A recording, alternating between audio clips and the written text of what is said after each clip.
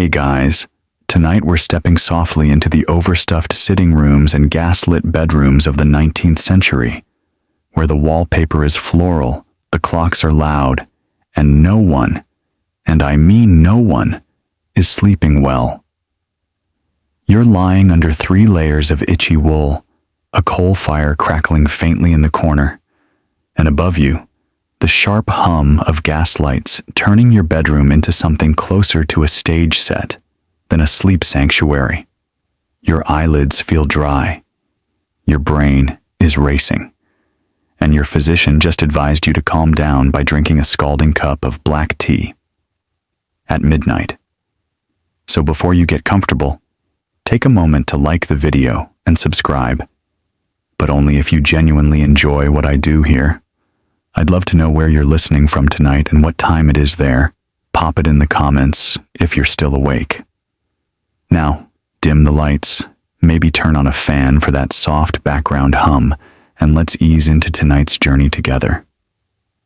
Victorian England is bustling, industrial, and terribly proud of its progress. But that progress comes with consequences, especially when it involves gaslighting. No, not the psychological kind, although you'll get plenty of that too, but literal gas lamps, newly installed in middle and upper class homes. These flickering innovations replaced softer candlelight and cast a cold, hissing glare across drawing rooms and bedrooms alike. There's no dimmer switch, no warm hue, just an insistent brightness that, as modern science would eventually confirm, throws your circadian rhythm completely out of tune. You lie awake in this bluish glow, pupils dilated, vaguely haunted by the shadows of your own curtains. And if the light doesn't do it, the noise might. The ticking of clocks is relentless. Grandfather clocks in the hallway, pocket watches resting by the bed, mantel clocks that chime every hour like they're paid to disrupt you. Time, you realize, is now measured with obsessive precision, and everyone is very anxious about it. Victorians saw sleeplessness not just as a nuisance, but as a moral failing. Can't sleep?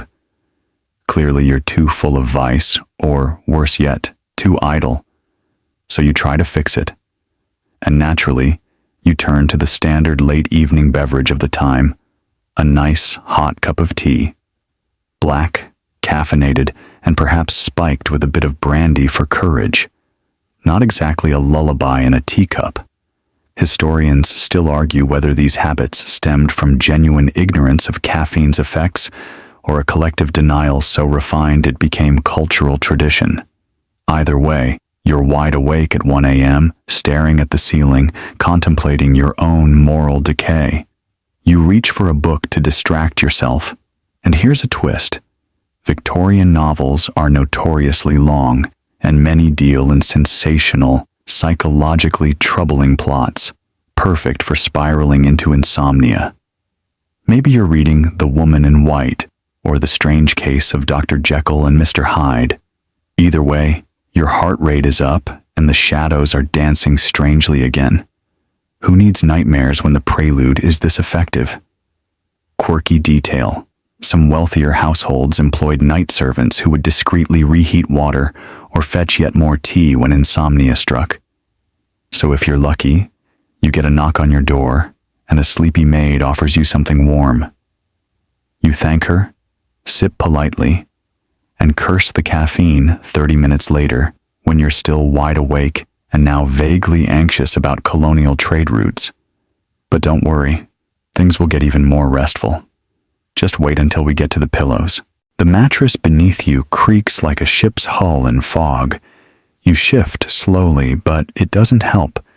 The bed is lumpy in places and inexplicably cratered in others, and while it might be covered in embroidered lace and monogrammed shams, it's more decorative than comfortable. You're lying on a Victorian feather mattress, expensive, heavy, and occasionally home to mites. If you're lucky, the feathers are well distributed. If not, you've basically made camp on a pile of uneven chicken fluff. Now, about that pillow. Or should we say pillows, plural, because Victorians had layers of them. Some were stuffed with horsehair for firm support. Others boasted aromatic herbs sewn into the seams, lavender, mint, or chamomile. Sounds soothing in theory, until you realize these sachets were rarely replaced and might be older than the wallpaper. There's a musty quality to everything, a slightly damp scent of aged linen, and every time you try to adjust, the lace scratches your cheek like an overzealous doily. And above you, ever faithful, is the tick-tock sentry of your insomnia, the bedroom clock. Small, brass, and maddening, Victorians adored their clocks, mechanical marvels, constant reminders of progress and punctuality. But no one seems to have considered the psychological effects of falling asleep to the sound of time leaking away, one metallic tick at a time. You begin counting them. You make it to 60, then 87, then lose track somewhere in the hundreds. You're now wide awake, mentally timing your own descent into madness. Mainstream fact: sleep hygiene wasn't really a concept yet. Bedrooms often doubled as sitting rooms or dressing parlors. Many Victorians wrote letters or even entertained guests from bed. With no clear boundary between wake and rest, the bedroom wasn't a sanctuary. It was a multi-purpose chamber of unrest. And then there's the bedding itself. Heavy counterpanes, woolen blankets, layers upon layers of material designed less for comfort than for weight. Even in summer, you're buried like a museum artifact, a fringe tidbit. Some housekeepers believed that heavier covers helped pin restless sleepers in place, particularly children and delicate women prone to hysteria. You try not to squirm, lest your quilt sense rebellion and tighten its grip. Historians still argue whether Victorian sleep patterns mirrored earlier biphasic rhythms, two shorter periods of sleep broken by a wakeful watch, or whether that midnight stretch of alertness was just the inevitable result of poor bedding and excess tea. Either way, it's 3 a.m. now, and you've resigned yourself to a kind of sleepy purgatory. You lie there, eyes open, wondering if the embroidered angel above your bed just moved. You consider flipping your pillow, but the cool side feels no different. Maybe it's the lace. Maybe it's the goose down. Maybe it's the crushing weight of industrial expectations and your physician's insistence that sleep is a moral obligation. Either way, you're still very much awake. You think of sheep. You start counting. But then you remember that Victorian shepherds used bells, and now you're mentally arranging livestock into a wind chime symphony. Congratulations. You've invented insomnia jazz. By now, your bed has become less of a sanctuary and more of a softly upholstered prison. So you do what any respectable Victorian insomniac would do: reach for the nearest cure-all tonic. And in this age of unregulated miracles in a bottle, the options are delightfully, if somewhat dangerously, endless. You begin with something tame, a patent syrup promising sweet and lasting slumber. Its main ingredients: alcohol, opium, and a generous splash of molasses. The label includes phrases like nervous calm, spiritual repose, and recommended by London's most discreet physicians. You tilt the bottle. It gurgles like an old kettle, and the taste is somewhere between burnt caramel and despair. Mainstream fact: laudanum was one of the most popular remedies for sleeplessness throughout the 19th century.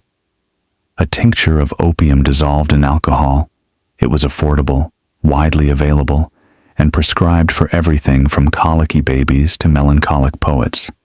It worked, briefly, by knocking you unconscious. Not exactly restful sleep, but unconsciousness nonetheless. You sip again. The room doesn't blur exactly, but the edges seem less judgmental. You feel a gentle fuzziness settling around your ears. You lie back, but your thoughts still chatter like teacups in a runaway carriage. So naturally, you take a bit more. Of course, you're not alone in this habit. Charles Dickens, Elizabeth Barrett Browning, and countless others quietly developed dependencies on nighttime sleeping drops. One popular brand even claimed to soothe unquiet minds with angelic peace. You suspect the angel in question had a poppy field behind its halo. But here's the quirky tidbit. Some tonics threw in truly bizarre ingredients. Snake root, treacle, crushed pearls.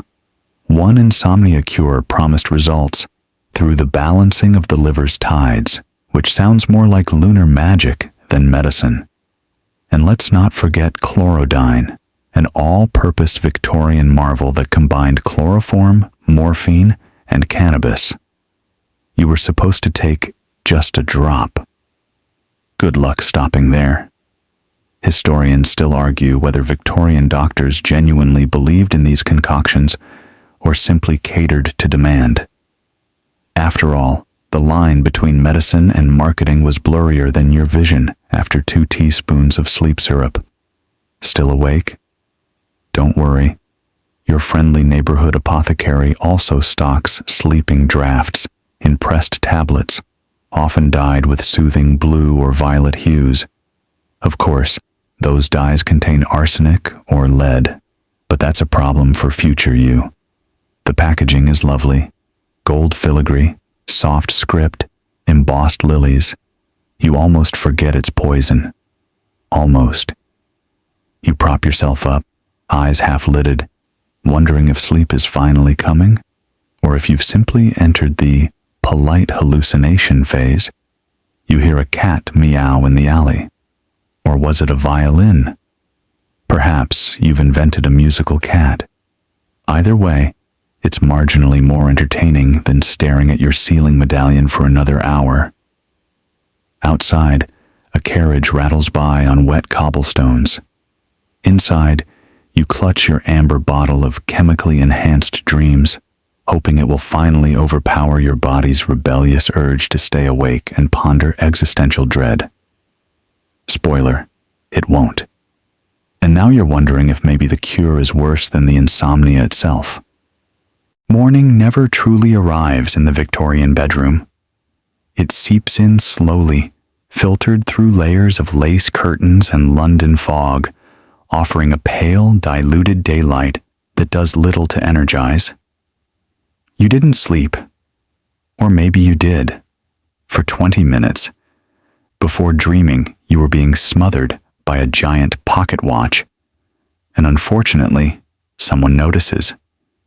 You mention your sleeplessness to a concerned aunt or meddling friend over breakfast, porridge, weak tea, and a silence thick enough to spread like jam. Their brows furrow with well-meaning dread. By evening, a physician arrives. He's serious, bearded, and carrying a satchel of mysterious tools and pamphlets. You sit in your uncomfortable chair, one of those high-backed Victorian thrones designed less for lounging and more for spinal discipline, as he asks deeply personal questions about your digestion, dreams, and whether you've been exposed to any exciting literature. Eventually, he delivers his diagnosis. You're suffering from nervous exhaustion, possibly linked to brain overuse, melancholic temperaments, or female hysteria, regardless of your actual gender. The prescription? Bed rest. Absolute, continuous, uninterrupted bed rest. Mainstream historical fact. The rest cure, most famously associated with Dr. Silas Weir Mitchell, was a popular treatment for insomnia, anxiety, and general nervous disorders in the late 19th century. Patients, especially women, were confined to bed for weeks or even months, forbidden from reading, writing, or speaking too much. They were expected to lie still and heal through sheer willpower and the weight of oatmeal. At first, this sounds like a vacation. No chores, no appointments, just endless hours in bed. But soon, the walls start to pulse. Your mind begins to loop like a broken phonograph. You memorize the cracks in the plaster, the number of tassels on the drapes, the rhythm of raindrops on the windowsill. One day, you start narrating your own life aloud, just to hear a voice. Quirky detail. In some cases, patients were allowed one activity, knitting, but only if the doctor felt it wouldn't overstimulate the imagination. You try knitting, it unravels. You try again. It unravels faster. The yarn is winning. Your nurse, a starchy woman with a jaw like a corset buckle, checks in periodically to make sure you haven't tried to sneak a novel under your coverlet. You haven't. You're too tired. And yet, paradoxically, too awake. Bed rest is not sleep. It is stasis. You begin to resent your pillows. You talk to your water glass. Historians still argue whether the rest cure was genuinely therapeutic or simply a socially acceptable way to sideline inconvenient individuals, especially women with ambitions, opinions, or excess energy. Charlotte Perkins. Gilman's haunting short story, The Yellow Wallpaper, is a fictionalized response to her real experience with the rest cure, and you're starting to understand her desperation. On day 11, you think the wallpaper might be mocking you. You blink slowly. You breathe deeply. Your nurse congratulates you on your stillness. She does not notice the eye twitch.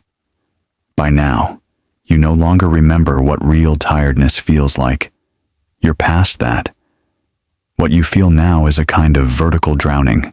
No air, no direction. Just an endless float beneath embroidered quilts and moral expectations. You whisper into your pillow, hoping the feathers will answer. They do not. Sleep continues to elude you. But don't worry. The doctor has another idea. The doctor returns a few days later, his mustache twitching with purpose. He glances around your room with the cool confidence of someone about to prescribe something entirely ineffective, but very expensive. He tells you the rest cure isn't working fast enough. What you need now is a proper facility. Somewhere peaceful, secluded, clinical. Welcome to the Victorian Rest Resort, a cross between a hospital and a high-end country inn, where nothing terrible is technically happening, but you still somehow feel like an unwilling guest at a haunted spa. You arrive via carriage, tucked into a cocoon of velvet blankets. The countryside drifts by, all green hills and mist, until the building emerges from the trees, large, gray, and vaguely institutional. It looks like a manor house that married a prison. Inside, the staff speak in murmurs, and the wallpaper patterns repeat with unsettling precision. You're led to your chamber, which smells faintly of lavender, starch, and someone else's past regrets. Your nurse introduces herself with the warmth of a telegram. She smiles with her mouth, but not her eyes. Mainstream historical fact. Victorian health retreats were popular among the wealthy for treating insomnia, depression, and nervous maladies. These institutions, some disguised as sanatoriums, others as boarding houses, offered a mix of medical supervision, controlled diet, and structured boredom. Famous patients included Virginia Woolf and Florence Nightingale, who both reported mixed results, if not outright trauma. You're assigned a strict routine. Wake up at 7 a.m., lie in bed until breakfast. Then, continue lying in bed. Later, if you're very good, you may sit upright in a chair and gaze out the window. Talking is discouraged. Stimulation is frowned upon. The curtains are always drawn halfway, as if the room itself can't decide what mood it's in. Quirky detail. One rest home in Wales advertised that its staff would read boring novels aloud to patients until sleep arrived. Another boasted that the beds were so flat, not even dreams could ripple them. You find neither claim reassuring. Lunch is bland, boiled vegetables and white fish that appears to have surrendered in the pot. You are forbidden from drinking coffee or tea. Your substitute? warm barley water. It tastes like cereal's ghost. Historians still argue whether these places genuinely helped, or simply served as genteel holding pens for the upper classes to quietly unravel. The treatment was isolation, the cure was time, and the hope was that you'd simply forget how not to sleep. Evening comes with more rules. No reading after dusk, no conversation in the hallway, no laughter. You are tucked in like a child, the blankets smoothed with unsettling precision. You stare at the ceiling, which you've named Cedric. You listen to the distant rustle of other insomniacs pacing their floors, whispering to their chamber pots, or gently knocking their heads against upholstered walls.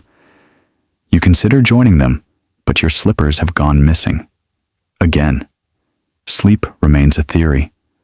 The staff insists you're improving. You do feel different, quieter, slower, like a painting that's been over-varnished. You remember who you were, vaguely. Someone who used to think of things, who used to feel sleep coming like a soft tide. Now you just wait, endlessly, in gentle captivity. But perhaps tomorrow you'll finally get promoted. From bed rest to outdoor walk. A single lap around the gardens. Under supervision. With a parasol. Progress. You wake to the gentle whir of something unfamiliar. At first, you think it's a dream. Some kind of clockwork pigeon fluttering at the window. But no, it's your next treatment. The electric sleep helmet has arrived. A cheery young technician in stiff linen breezes into your room holding a gleaming metal contraption that looks like a colander mated with a lobster trap. He informs you, with rehearsed enthusiasm, that this cutting-edge device uses calming pulses of invisible current to lull your brain into slumber. He adjusts a dial. It hums ominously. You do not resist. At this point, your only remaining resistance is in your hair follicles. Mainstream historical fact. By the late 19th century, electrotherapy was all the rage. Inventors and physicians claimed it could cure everything from indigestion to melancholy. Insomnia naturally made the list. While some early electrical treatments involved full-body shocks, sleep-specific devices were marketed as safe, gentle, and even elegant, like jewelry for your neurons. The helmet is placed gently onto your scalp. Cold metal meets warm confusion. Wires snake from the device to a brass control box that pulses with little blue sparks.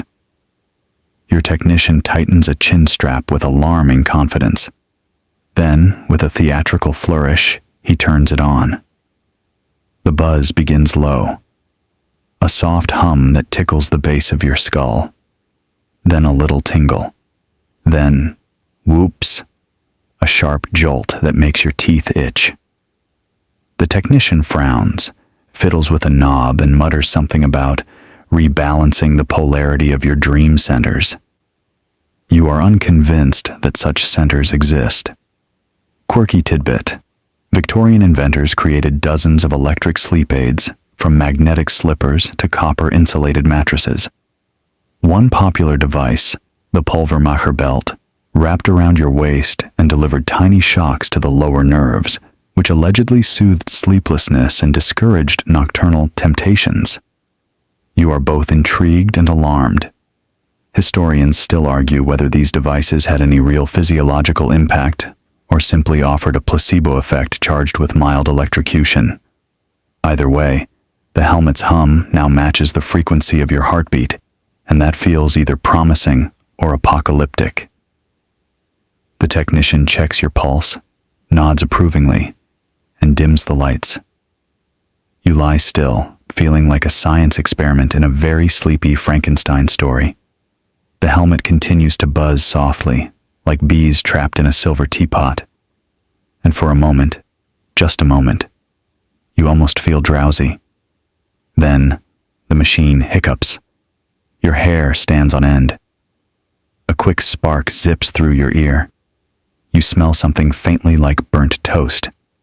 The technician blanches, yanks a wire, and declares the session complete.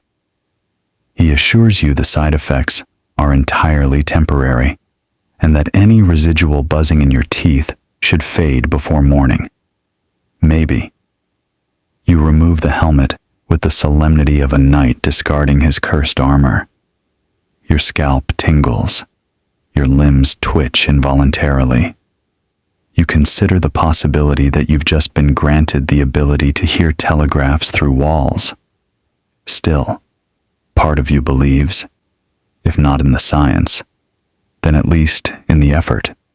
Someone cared enough to invent this absurd buzzing hat. Someone thought it might help. That has to count for something. You lie back, ears ringing, heart humming in sync with your bedside lamp. Sleep doesn't come, but your dreams tonight will feature lightning storms and ticking helmets. That's almost the same thing. You awake, groggy and slightly magnetized to the smell of beef. Not roast beef, not steak. This is something different. It's warm, faintly metallic, and suspiciously watery. Breakfast has arrived, and with it, your new treatment plan, dietary correction. Because clearly, your insomnia is caused by improper digestion. The Victorians were obsessed with bowels. If something was wrong with your brain, it must be something you ate, or didn't eat, or thought about eating too late in the day. Today's miracle cure: meat juice. Mainstream historical fact: meat juice, especially beef tea, was an incredibly popular 19th century restorative.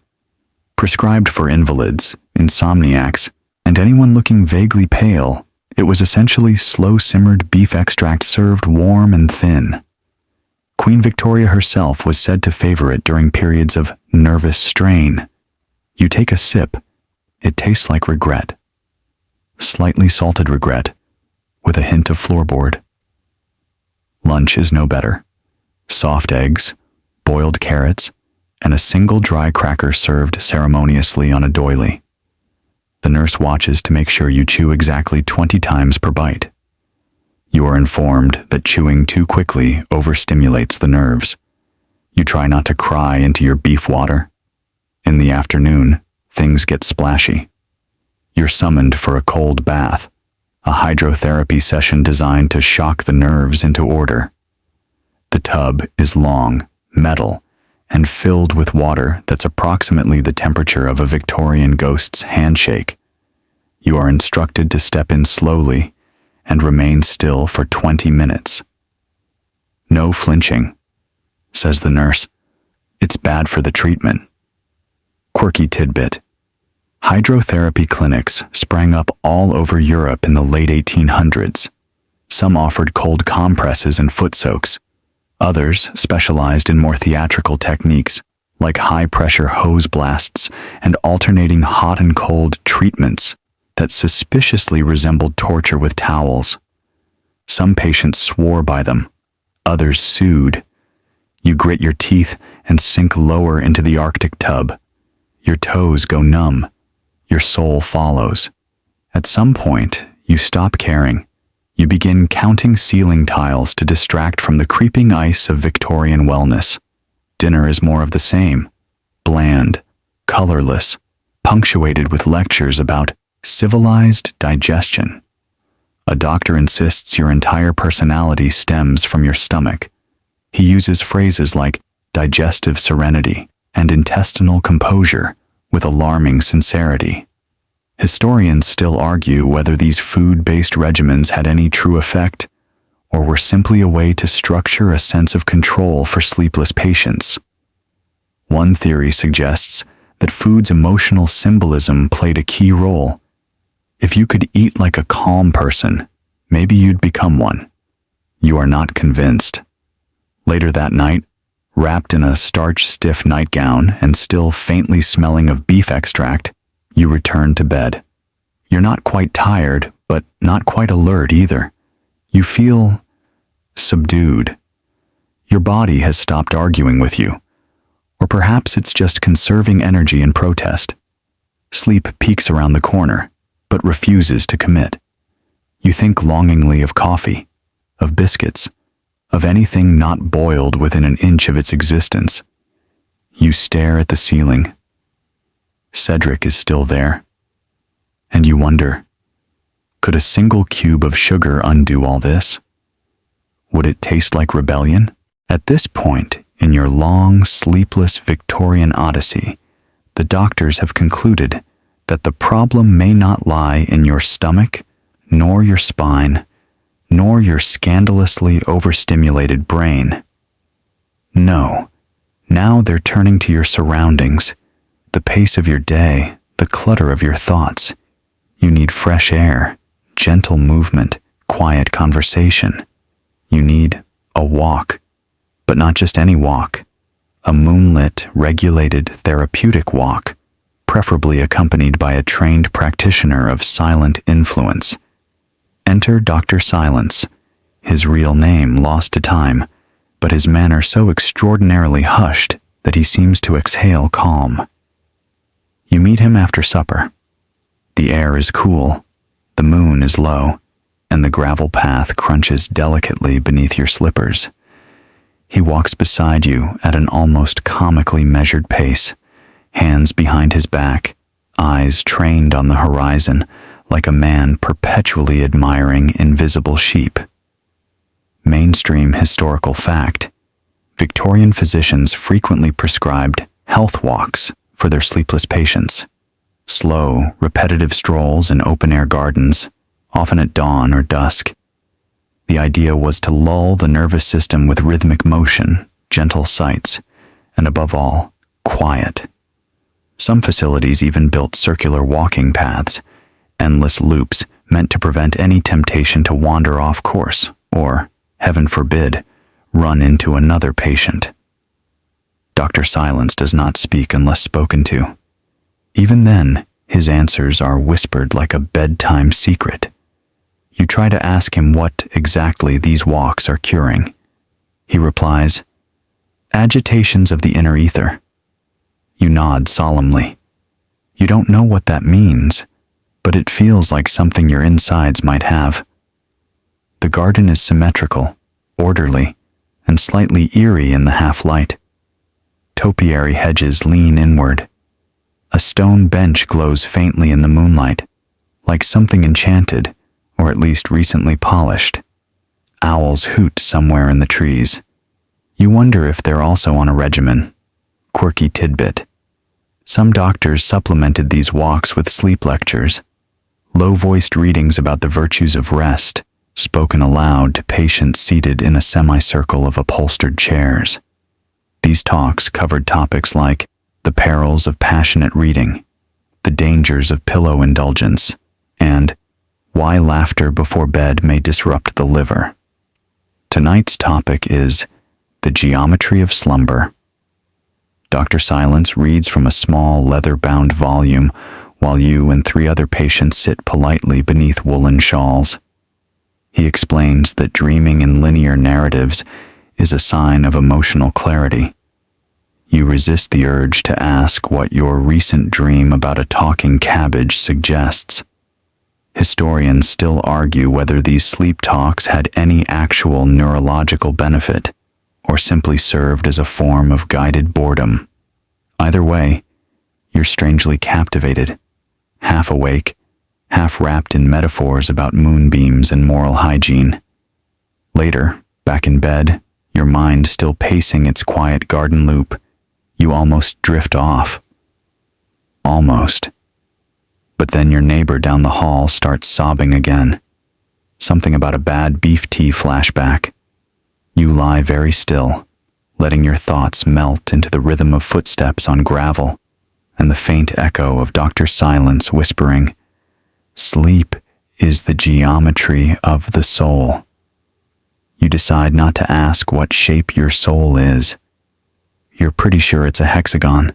It's your 9th night of cultivated sleeplessness, and by now your mind is so overcooked that even sheep have stopped showing up when counted. You lie flat on your back, arms at your sides like a Victorian vampire, when suddenly a gloved hand draws the curtain with a polite shh. In walks tonight's specialist, slick hair, a waistcoat too tight for comfort, and a gold pocket watch swinging gently from one finger. "Let's give hypnotism a try," he says, as though offering you a biscuit. You blink slowly. You've reached the stage of insomnia where anything sounds plausible. And so, without protest, you sit up and allow yourself to be tucked into yet another upright velvet chair. It smells faintly of lavender and unfulfilled promises. The hypnotist, who insists you call him Professor C, with no further elaboration, positions himself a few feet away and begins to sway the watch like a sleepy metronome. Mainstream historical fact: hypnosis, also known then as mesmerism, gained popularity in the mid to late 1800s as a treatment for everything from chronic pain to sleeplessness.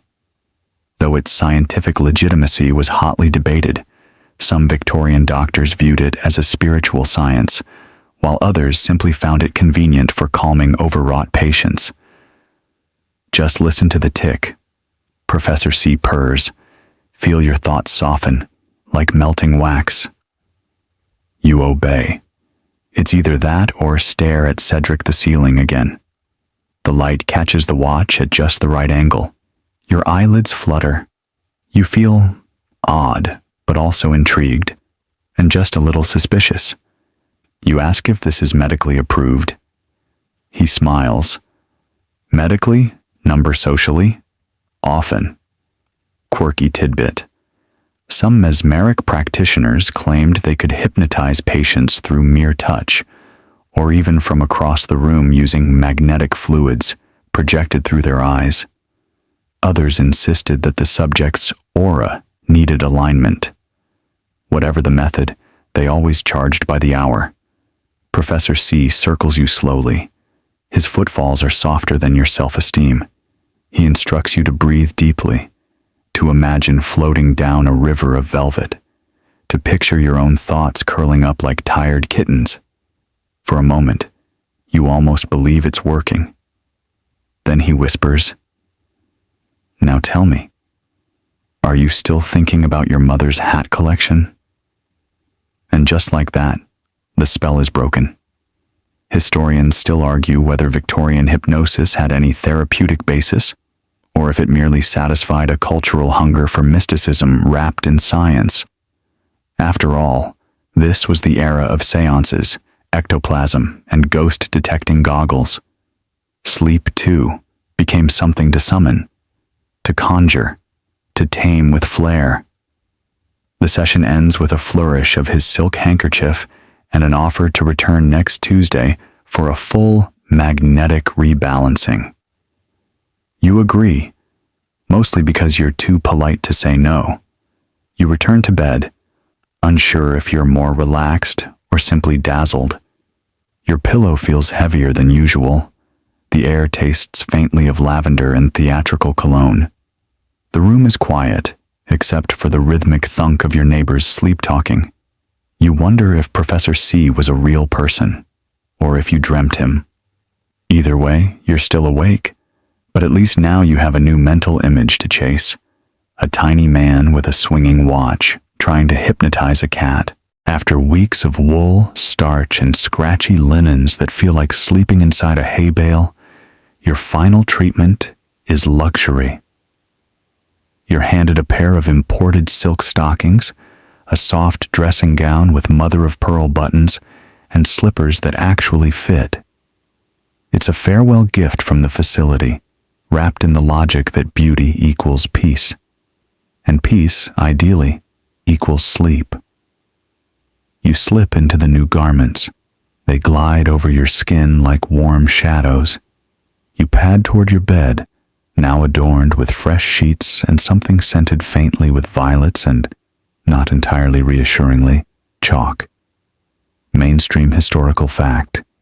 Victorians often believed that sleeping in fine clothing, especially breathable fabrics like silk or muslin, helped regulate night vapors and promote calm.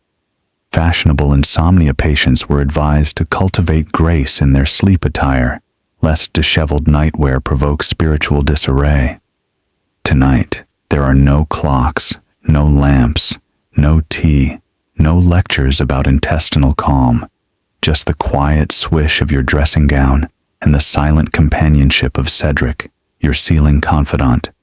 You lie back. The mattress still sags slightly, like a weary camel, but it's tolerable. Your pillow smells faintly of lavender and moral relief. For the first time in weeks, no one is monitoring your breath. No one's swinging a watch at you.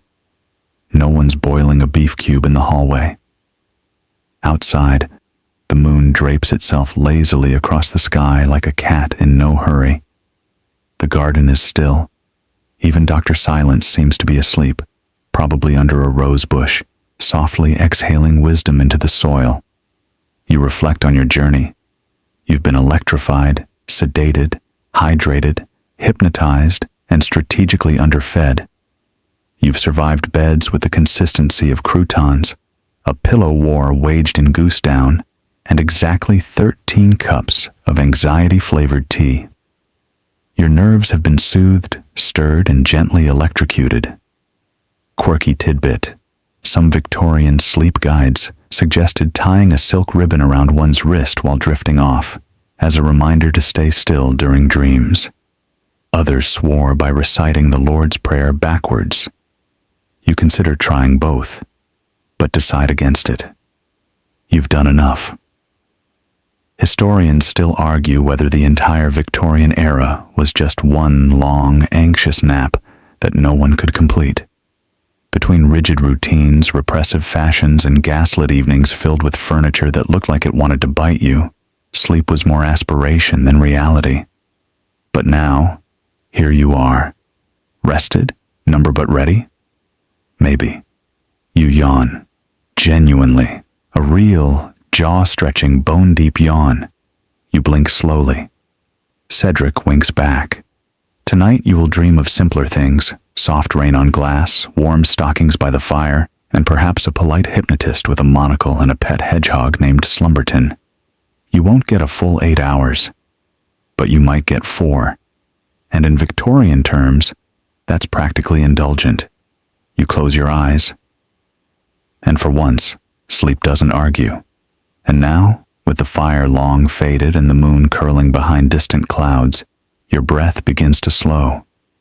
The room quiets, the last echoes of velvet footsteps and whispering doctors fading into memory. The treatments, odd as they were, are behind you now. No more clocks, no more cold baths, no more syrupy concoctions sealed with promises and opium. Just this: the rise and fall of your chest, the softness of fabric against your skin, and the weight of a pillow that finally isn't plotting your downfall. Your limbs begin to loosen. That hum in your ears, from electric helmets or poetic lectures, has softened to nothing but the gentle hush of silence. Your thoughts drift like lazy leaves across a pond. You don't need to paddle. Just let them float. You might imagine a calm garden path now, moonlit, circular, like the ones behind that restful estate. You're walking it slowly, perhaps with Dr. Silence just a few paces ahead, hands clasped behind his back. No words, just peace.